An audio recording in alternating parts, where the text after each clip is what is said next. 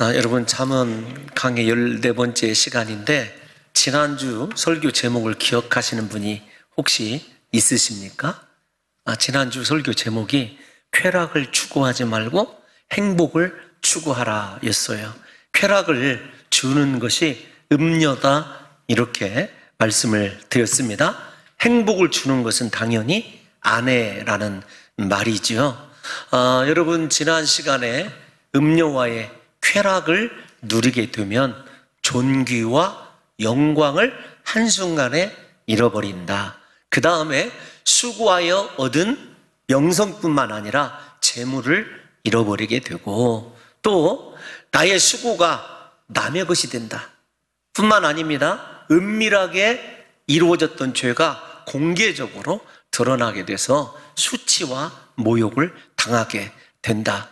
참으로 우리에게 이보다 더 음료를 조심해야 될 지혜로운 판단에 대해서 냉정하고 신랄하게 그렇게 지적하고 가르쳐준 말씀은 없는 것 같습니다. 오늘은 여러분, 행복의 원리, 아내의 사랑이다, 이렇게 제목을 회개하는 마음으로 정했습니다. 아내를 찾아보니까 순 우리말이 아니더라고요. 발단은 아내라고 하는 그 의미는 순 우리말이에요. 어떤 것이냐면 네 마음 가장 깊은 곳에 존재하고 있느니, 이게 아내예요.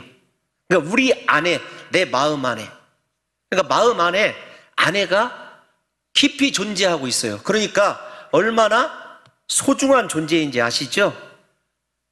아니, 그런 의심의 눈초리를 쳐다보지 마시라고요. 제가 부담스럽고 저 회개하는 마음으로 설교하고 있다고 여러분들에게 이미 말씀드렸습니다. 그 아내가 어디서 왔느냐 하면 나, 아자, 그 다음에 내도, 나를 가리키는 말이래요. 그래서 나가 두 번 강조되어 있어요. 어떤 말이냐면 아내는 나보다 2배나 중요한 사람이란 뜻이래요.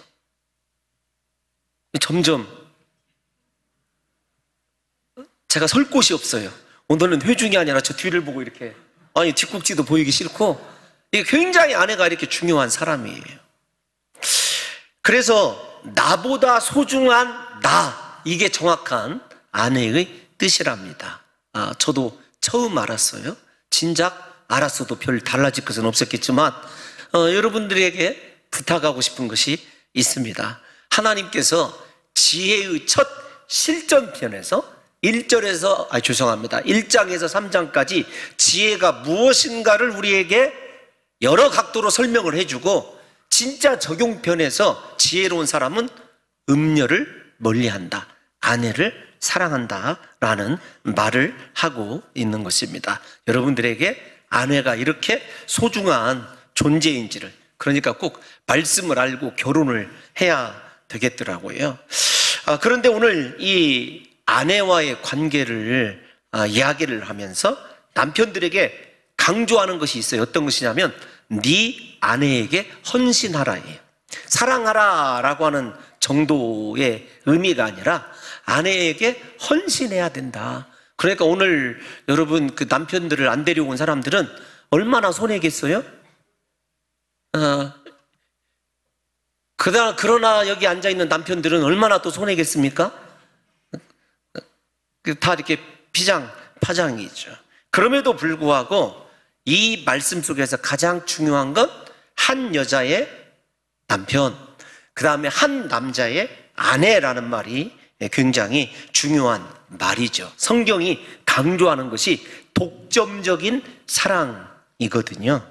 그래서 오늘 시작이 어떻게 되냐면 15절에서 특별한 여인의 가장 중요한 것을 생각나게 하는 그런 말로 시작을 하고 있습니다.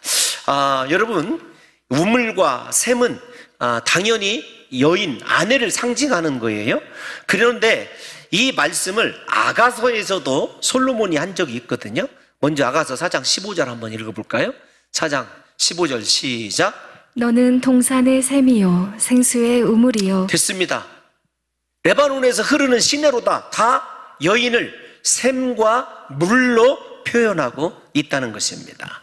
중요한 것은 2인칭의 소유격, 너의라는 말이에요. 우리 본문에 보게 되면 너의라는 말이 굉장히 중요해서 너의 소유다라고 하는 말은 우리의 소유권을 주장하는 것이 아니라 하나님이 소유케 해주셨다라고 하는 수동태예요. 먼저 출발점이 아내를 왜 사랑해야 되느냐? 여러분 다시 말씀드리지만 샘과 우물은 아내의 특징이에요. 그 특징인데 여러분 그 아내를 허락해 주신 분이 누구냐면 소유케 해주신 분이 당연히 창세기 2장을 보더라도 하나님이시죠. 그런데 우리가 앞에 음녀를 생각을 해보셔야 됩니다. 음녀는 어디를 아름답다고 했다고 말씀드렸어요? 얼굴이 안 나타납니다. 입술과 무엇이 등장했었죠? 발이 등장했었어요. 먼저 3절 우리 한번 볼까요? 3절 시작. 대저 음녀의 입술은 꿀을 떨어뜨리며 그의 입은 기름보다 미끄러우나. 여러분 중요한 것은 꿀과 그 다음에 미끄러운 기름으로는 우리의 생명을 유지할 수 없어요. 제가 기억하는 우리 안수 집사님 중에 한 분이 옛날에 꿀을 따시는 데에서 드럼통에 꿀이 모여져 있길래 한 번 이렇게 장로님 몇 바가지 먹었다고 그랬죠? 하여튼 먹었는데 죽는 줄 알았대요. 속 이렇게 봉동 사투리로 뭐라고 그랬죠? 대여서 그렇다고 했던가. 사투리를 이해할 데가 없어요. 하여튼 속이 뒤집어져서 견딜 수가 없대요. 그런데 여러분 그렇게 많이가 아니고 한 번 먹으면 달콤한 건 사실이지만 그것으로 살 수 있느냐? 살 수 없다는 거예요. 기름을 어떻게 살겠습니까? 생수와 인생은 물을 마셔야 살게 된다는 것이죠. 그래서 음녀로는 자신의 생명을 유지할 수 없고 아내만이 내 생명을 유지시켜 줄 수 있다, 이렇게 얘기합니다. 그러니까 남자의 장수의 연한, 그 다음에 남자의 생명이 어디에 달려있다고요? 아내 사랑에 달려있다라는 것을 이야기하고 있습니다. 그러기에 잠언 기자는 네 생명을 유지하기 위해서라도 네 아내만을 사랑하라, 이렇게 이야기하고 있습니다. 이건 앞에 나와 있는 음녀 때 뭐라고 경고했죠? 음녀를 사랑하는 자는 수완이 못돼서 죽을 것이다, 장수하지 못한다, 분명히 성경이 이야기하고 있어요. 여러분들이 의심하는 것 같아서 한번 살펴보도록 하겠습니다. 어디를 보시냐면 참 많이 이야기를 하고 있어서 주여 11절부터 한번 읽어볼까요? 본문 11절 시작. 두렵건대 마지막에 이르러 내 몸 내 육체가 쇠약할 때 내가 한탄하여. 아멘. 9절로 가보겠습니다. 9절 시작. 두렵건대 내 존영이 남에게 잃어버리게 되며 내 수완이 잔인한 자에게. 자, 두 번씩이나 뭐라고 얘기했냐면 아내 사랑하기를 버리고 음녀에게 가면 수완대로 살지 못한다, 이렇게 이야기하고 있어요. 그러니까 아내만이 너의 생명을 책임지는 자이고 아내 사랑이 네 생명을 순탄하게 하는 길이다, 이렇게 이야기하고 있습니다. 남편의 아내 사랑의 결과 아내를 상징하는 샘물이 아내가 분명히 나만을 사랑할 수 있고 또 내가 아내에게 그렇게 헌신하게 되었을 때 16절을 보더라도 그 사랑이 지속될 수 있다, 이렇게 이야기하고 있습니다. 여러분 어찌하여 라는 말은 한탄하는 말이에요. 네가 아내 사랑을 하지 아니하고 음녀를 사랑하여서 아내가 다른 사람을 사랑하게 만드느냐라고 하는 책임을 묻는 말이거든요. 17절 한번 보겠습니다. 17절 시작. 그 물이 내게만 있게 하고 타인과 더불어 그것을 나누지 말라. 그러니까 아내를 사랑하고 밖으로 나돌지 않아야 생명이 유지되는 것뿐만 아니라 하나님이 주신 내 가장 소중한 여인, 샘물을 다른 사람이 마시지 않는다는 것입니다. 그러기 위해서 결론이 어떤 것이죠? 무엇을 이야기하는 것입니까? 오직 아내만 사랑해라 라는 것입니다. 여러분 이 설교를 준비하면서 옛날에 심리학자 프로이드가 이런 말을 한 적이 있었거든요. 인간의 본능 속에는 사랑하고 결합하고자 하는 마음이 있는가 하면 단절하고 헤어지고 파괴하고 싶은 본능이 있대요. 그런데 제가 이 말을 옛날에 결혼식 설교를 준비하면서 한번 준비한 적이 있습니다. 우리 안에는 싸우고 있는 또 다른 데가 존재하고 있다. 그럴 때 이 말씀을 가지고 내 또 다른 파괴하고 나누고 싸우는 본능을 억제할 수 있는 그 사람이 진짜 지혜로운 인생이라는 것입니다. 사랑하는 성도 여러분들이요, 솔로몬이 그토록 사랑했던 술람미 여인에 대해서 뭐라고 이야기하냐면 아가서 4장 12절 한번 또 같이 읽어볼게요. 시작. 내 누이 내 신부는 잠근 동산이요 덮은 우물이요 봉한 세미로구나. 신비로운 것을 이야기하지만 자기에게만 열려있고 자기에게만 오픈되어 있어요. 허락되어져 있어요. 다른 사람에게는요 철저히 잠가야 되고 덮어야 되고 봉해 놓아야 된다는 것입니다. 저 또한 아내 사랑만 이야기하는 거죠. 왜 저렇게 의지적인 단어를 썼을까요? 앞에서 제가 프로이트의 말이 아니더라도 여러분 칼 융도 비슷한 얘기를 했어요. 심리학자들은 모두 다 인간에게는 사랑하고 싶은 마음과 파괴하고 싶은 본능이 있대요. 그 본능을 누가 사용하도록 하느냐? 하나님이 사용하도록 우리가 이 말씀에 주의해야 한다는 것입니다. 사랑하는 성도 여러분들이요, 덮은 우물처럼 나의 사랑은 하나님께서 주신 나의 배우자만 위하여 길어 올릴 수 있는 샘물이에요. 봉한 우물도 마찬가지 그런 의미 아니겠습니까? 그래서 데살로니가전서 4장 3절에서 우리에게 이렇게 얘기해 줍니다. 시작. 하나님의 뜻은 이것이니 너희의 거룩함이라 곧 음란을 버리고. 여러분, 거룩한 삶에서 가장 중요한 것이 어떤 것이냐면 음란을 버리는 것이에요. 음녀를 버리는 것입니다. 뿐만 아니라 자세히 저 말씀을 계속해서 읽어보면 이방인과 같이 세욕을 좇지 말라 이렇게 되어 있어요. 그러니까 우리 사랑하는 귀한 남자 성도들에게 내 생명이 어디에 달려 있다고요? 아내 사랑에 달려 있고, 아내가 하나님께서 내게 주신 생명의 통로예요. 그만큼 중요한 존재입니다. 왜 그런지 다 아시지 않습니까? 아내를 창조할 때 하나님께서 아담의 간섭 없이 아담을 잠들게 하시고 갈비뼈에서 취해냈어요. 그래서 뭐라고 고백하죠? 이는 내 다리 중에 다리요, 뼈 중에 뼈요, 살 중에 살이라고 고백한 건 생명 중에 생명이다 이렇게 얘기하고 있어요. 그러니까 정확히 창세기와 잠언에 있는 말씀을 비교해보면 아내는요 남편의 생명과 밀접하게 관련이 되어져 있어요. 건강한 삶, 행복한 삶이 아내 사랑에 달려 있다는 거죠. 그러니까 여러분, 우리 사랑하는 청년들이 굉장히 깊이 생각해야 돼요.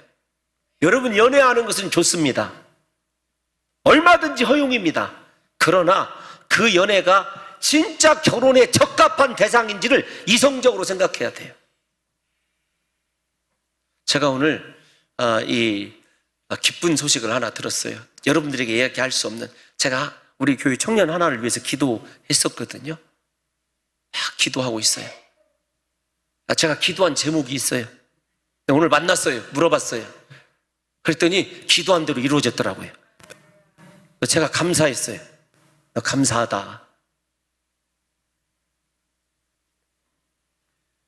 여러분, 결혼을 전제로 하지 않은 연애는 그래서 위험해요. 왜냐하면 그것이 무엇으로 끝날 확률이 높기 때문에, 음란으로 끝날 확률이 100% 이상이기 때문에 그래요. 다시 말씀을 드립니다. 우리 청년들에게 연애는 자유예요. 그런데 적당히 연애하다가 또 바꿔야지, 그런 선수들이 있다면 큰 문제예요. 왜냐하면 남자의 생명을 끊어놓는 자거든요. 여인들이요, 주의하셔야 돼요. 18절 한번 읽어볼까요? 빠르게 진행을 하겠습니다. 18절 시작. 내 샘으로 복되게 하라. 내가 젊어서 취한 아내를 즐거워하라. 여러분, 두 가지 명령형인데 중요합니다. 하나는 복되게 하라 라는 말인데 애매해요. 아니, 어떻게 내 사랑하는 아내를 복되게 할 것인가 라는 것인데, 이 말은 어떤 것이냐면 너로 말미암아 하나님의 복이 그녀에게 계속 있게 하라 그 뜻입니다. 그러니까 여러분, 중요한 것이 어떤 것이냐면, 아내의 인생이 복되면, 쉽게 설명을 해드릴게요. 그 아내에게서 나오는 생명의 기운이 누구에게만 오게 되어 있어요? 다시요. 자, 남편의 생명, 남편의 건강한 생명이 누구에게 달렸다고요? 아내에게 달렸어요. 그러면 아내로 말미암아 남편이 복되게 살아가야 되는데, 복의 시작점인 아내를 위하여 하나님의 복이 영원토록 있게 해야 될 것이 남편의 사명이라고요. 그러니까 남편의 사명 중에 사명은 돈 잘 벌고 스펙 잘 쌓고 그게 아니에요. 아내를 사랑하는 거예요. 얼마나 우리 아내가 강단에 올라오고 싶을까요? 내가 이곳에서 살고 싶다. 정말 신중한 거더라고요. 그러니까 아내를 사랑하는 사람이 곧 자기 자신을 사랑하는 사람이에요. 그러니까 어지간하면 사랑하고 살아. 딴 생각하지 말고. 여러분, 그 말이에요. 그래서 남편이 해야 될 일은 어떤 것이냐면, 아내만 사랑하되, 사랑의 이유가 무엇이냐면 아내를 복되게 하여야, 하나님의 복이 계속해서 머물게 하여야 너 그 복을 유업으로 나누며 산다라는 거예요. 그러니까 아내가 얼마나 중요한 존재냐고요. 그러니까 집에 가서 큰 소리 치지 말아요. 저같이 큰 소리 당하고 사는 사람 어떻게 살으라고요?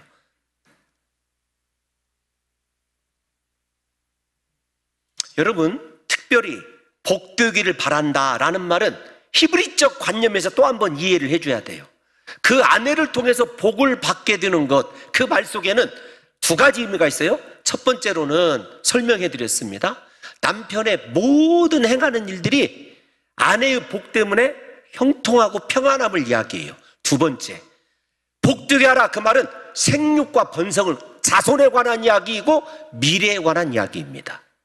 아내가 왜 복되어야 되느냐, 아내만 사랑해야 되느냐, 아내가 복되어야 네가 밖에서 하는 일이 형통하고 평안할 텐데 그것으로 끝나는 것이 아니라 네 후손이 어떻게 된다고요? 생육하고 번성하게 될 것이다. 차라리 이 장을 건너뛰는 것이 은혜일 수도 있었어요. 두 번째 명령, 다시 18절 띄워놔주세요. 18절 시작. 내 샘으로 복되게 하라. 내가 젊어서 취한 아내를 즐거워하라. 여러분, 저 말씀은 의지적인 명령들이에요. 둘 다. 의지적인 명령이란 말은 무엇이냐면 사랑은 감정이 아니라는 거예요. 의지이고 결단입니다. 여러분, 저 말씀은 어떤 것이냐면 아무리 사랑하는 그 여인과 결혼을 해도 행복이 몇 년 갈 것 같아요? 그 사랑이? 아니, 그 솔직히 한번 물어볼까요? 세워서 우리 장로님들, 우리 인생의 사랑은, 에로스는 연한이 있어요. 유통기한이 있습니다. 제가 여기서 젊어서 취한 아내를 즐거워하라, 그 말은 무슨 말이냐면 의지적으로 나이가 먹어서도 네 아내로 인하여 즐거움을 얻도록, 아니 인생의 즐거움을 얻도록 아내만 사랑하라는 말입니다. 그러니까 무슨 말이냐면 그런 거예요. 젊어서 선택한 그 사랑이 지속될 수 없다라는 것을 성경도 나름대로 인정을 해줘요, 말씀은. 그러함에도 불구하고 우리가 끝까지 사랑해야 돼요. 그래서 제가 결혼식 주례 때 에베소서 6장에 있는 말씀을 꼭 해요. 어떤 거냐면, 남편들아 아내 사랑하기를 그리스도께서 그의 몸된 교회를 사랑하는 것 같이 사랑하라. 남편들에게 명령하는 거 딱 한 가지예요. 아내 사랑. 그런데 그 사랑이 에로스가 아니라, 필리아가 아니라, 스트로게가 아니라 아가파우예요. 아가페예요. 무조건적인 사랑입니다. 그러니까 여러분, 결혼 젊었을 때 에로스로 시작한 사랑이지만 끝은 무엇으로 가야 된다고? 나이 먹을수록 아가페로 사랑해야 돼요. 무조건적으로 사랑해야 돼요. 얼마나 힘든 일입니까? 여러분, 그 일이 남자들에게 힘든 일이죠. 젊었을 때는 그렇게 날씬하고 아름다웠는데 조금 있다 보니까 불기 시작하고, 여러분 그렇게 조심스럽게 앞에서 앉아서 밥 먹던 건 오간데 없이 양푼에 밥 비벼 먹고 있고, 여러분 그런 것들 생각해 보세요. 그럼에도 불구하고 어떻게 하라고요? 어떻게 하라는 거예요? 즐거워하라. 너 아내를 끝까지 기뻐하라는 말입니다. 우리 인생의 사랑이, 남자의 사랑이 변할 줄 알기 때문에 하나님이 의지적으로 결단을 한 거예요. 그러니까 시간이 지나고 나이가 들어도 네 아내만을 즐거워할 줄 알아야 된다는 것입니다. 여러분, 그런 거더라고요. 아내가 귀중한 줄 알아서 나이 이렇게 좀 들어서 아내를 사랑하려고 하면은 이미 아내는 친구들을 사랑하고 있어요. 그거 알았어요. 아내를 사랑하는 것도 시점이 있구나. 끝까지 사랑해야 되지 어느 순간에 돌아와가지고 나이 먹고 잘해주려고 하면 아내는 이미 만나서 돌아다니는 친구들이 있고 그렇게 얘기해요. 나는 당신하고 어디 가는 거 즐겁지 않아. 내 친구들하고 놀러 가는 것이 훨씬 더 재밌지. 아니 우리 여성들 솔직히 아니 그런가요? 사랑하는 성도 여러분, 아내를 주신 이유, 여러분 이것은 분명히 하나님이 우리들에게 주신, 남자들에게 주신 축복이자 생육하고 번성의 대상이자 같이 기업을 물을 자이기 때문이라는 것을 우리가 영적으로 인정을 해야 됩니다. 그래서 아내 사랑이 단절되어 있고 아내와의 관계가 단절되어 있는 집안에는 즐거움이 없어요. 생육과 번성이 없습니다. 자녀들의 미래가 없어요. 내 일이 겉으로는 형통하는 것 같아도요, 나중에 다 그거 빼앗길 것들이에요. 그러니까 이거 무서운 거죠, 이게. 19절을 볼게요. 19절에 보면 아내를 두 짐승의 비유를 해요. 하나는 암 사슴이에요. 하나는 꽃돼지예요. 암노루예요, 암노루. 두 짐승입니다. 근데 여러분이 이렇게 얘기하면 그는 사랑스러운 암사슴 같고 암사슴이 사랑스럽다는 것은 이해를 해요.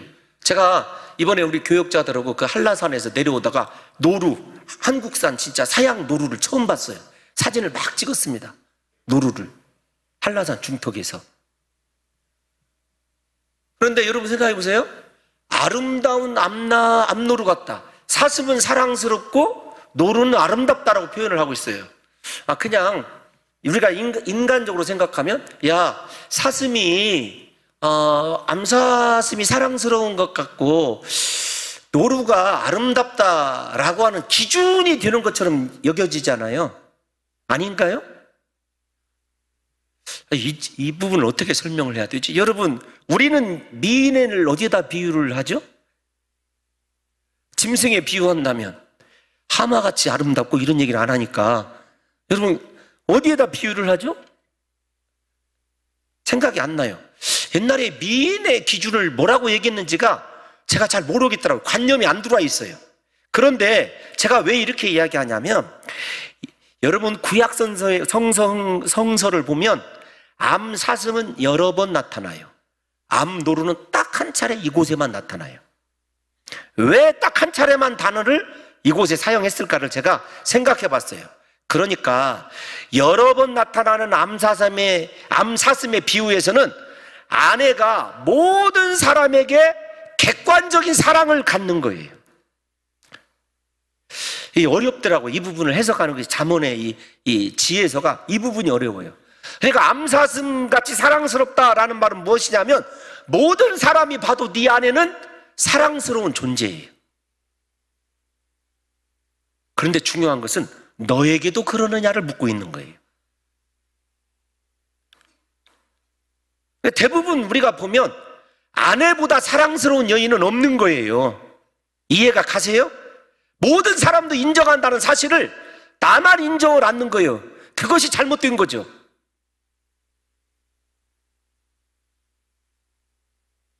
그냥 그만할까요? 두 번째, 다시 한번 생각해 보십시다.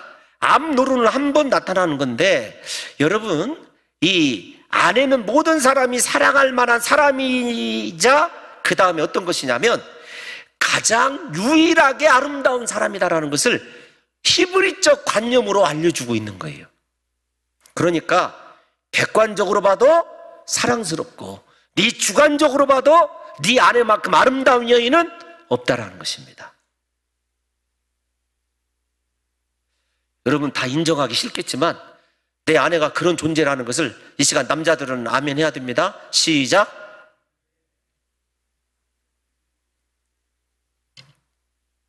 진짜예요. 저도 이 부분을 해석하는 데 있어서 가장 힘들었어요. 다른 것들은 다 이해가 가는데 그래서 왜 하나님께서 모든 사람이 볼 때도 사랑스럽고 네 스스로도 가장 아름다운 여인이냐면 하나님의 창조가 그만큼 완벽해서 그렇게 우리에게 가장 아름답고 사랑스러운 존재로 아내를 데려다 주었다는 거예요. 누가?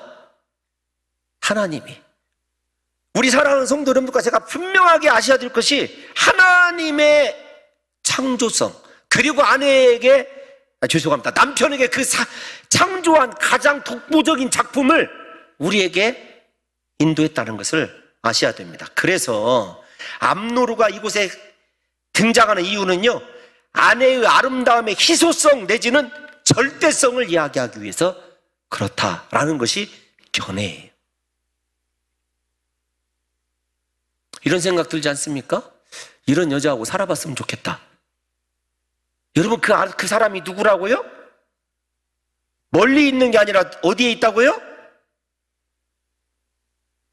우리 집에 있어요, 우리 집에. 그러니까 행복은 멀리 있는 거다, 가까이 있는 거다.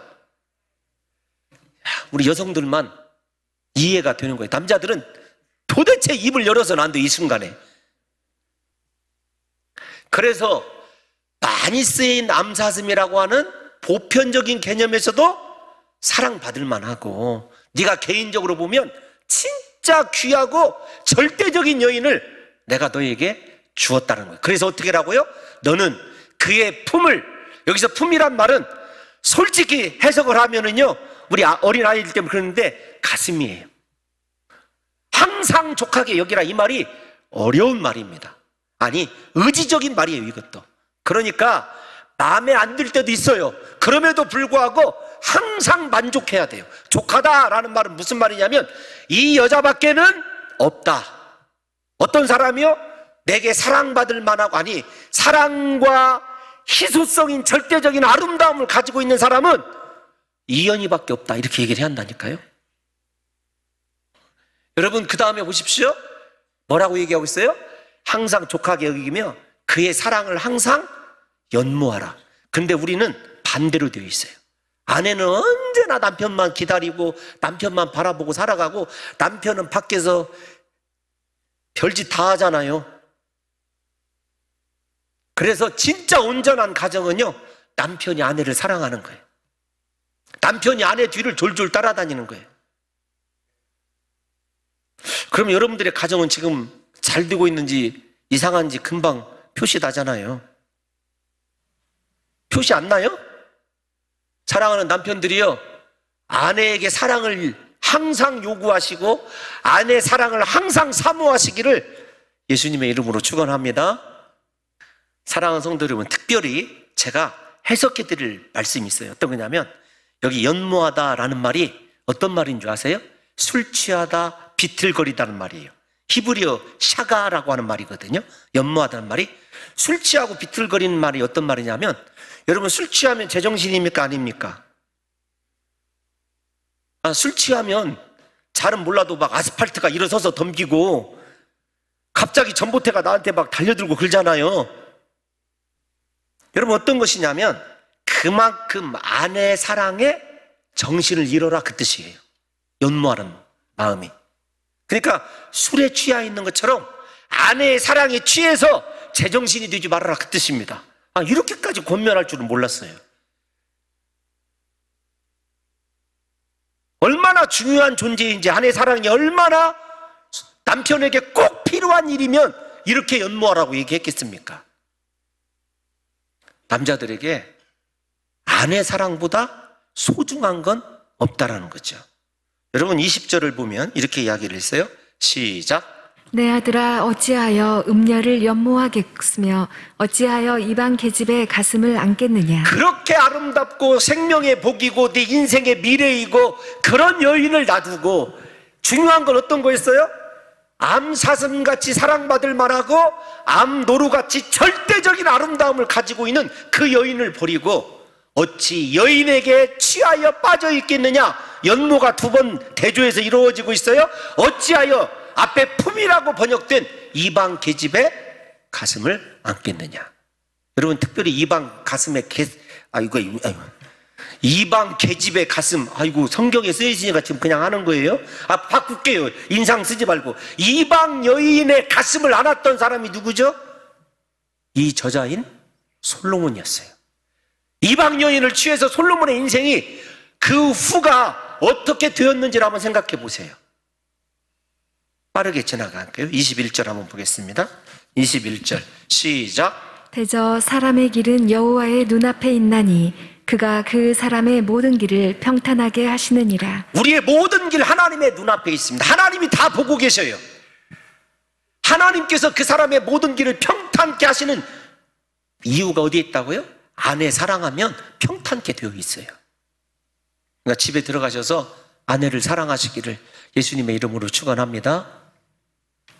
남자들 계속 아멘 안 해요. 이제 갈수록 꺼져지고 있어요. 22절 보겠습니다. 22절 시작. 악인은 자기의 악에 걸리며 그 죄의 줄에 매이나니. 여러분, 중요한 것은 아내를 사랑하면 하나님이 평탄한 길을 예비해 주셔요. 그런데 아내를 사랑하지 아니하면 그 사람을 무엇으로 비유하고 있어요? 악인으로. 그러니까 악인이 중요한 말입니다. 아내를 사랑하지 않는 것이 악인이래요. 하나님 좀 너무하신 것 같아요. 그런데 아내를 사랑하지 않는 사람이 악인일 뿐만 아니라 그 사람은 반드시 자기 악에 걸리며 죄의 줄에 매인다. 이 말은 무슨 말이냐면 사냥 용어들이에요. 올무와 함정을 이야기합니다. 그런데 중요한 것은 그 올무와 함정을 아내를 사랑하지 않고 이방 여인을 사랑하기 위하여 팔았던 자기의 올무, 요즘 말로 얘기하면 거짓과 여러분 숨겼던 모든 것들에 줄에 매이게 된다는 거예요. 하나님이 살피고 계시기 때문에. 21절 다시 가볼까요? 21절 대저 사람의 길은 여호와의 눈앞에 있어요. 그러니까 그 길에 사랑하는 아내를 버리고 음료를 위해서 올무도 놓고 다 팔았던 것, 결국은 누가 들어간다고요? 자기가 들어가요. 23절 마지막 절 크게 한번 읽겠습니다. 시작. 그는 훈계를 받지 아니함으로 말미암아 죽겠고 심히 미련함으로 말미암아 혼미하게 되느니라. 아멘. 원인이 어디에 있다고요? 지혜의 말씀을 받지 아니하였다. 의도적으로 거부했기 때문에 그렇습니다. 사랑하는 성도 여러분, 하나님의 말씀을 받지 않는 것이 미련한 것이에요. 혼미하게 된다. 또 나왔어요. 술 취하게 되고 연모하게 되고 그 결과와 비슷한 거죠. 부디 우리 사랑하는 귀한 남편들의 길이 하나님의 눈앞에 있어서 평탄하고 여러분들에게 형통함의 은혜와 우리의 미래인 자녀들이 잘 되는 길이 아내 사랑에 있다는 것을 생각하셔서 아내를 복되게 하십시오. 아내를 즐겁게 하십시오. 하나님께서 우리 인생을 축복해 줄 줄로 믿습니다. 행복이 멀리 있는 것이 아니라 아내에게 있다는 사실을 믿으시기를 예수님의 이름으로 축원합니다.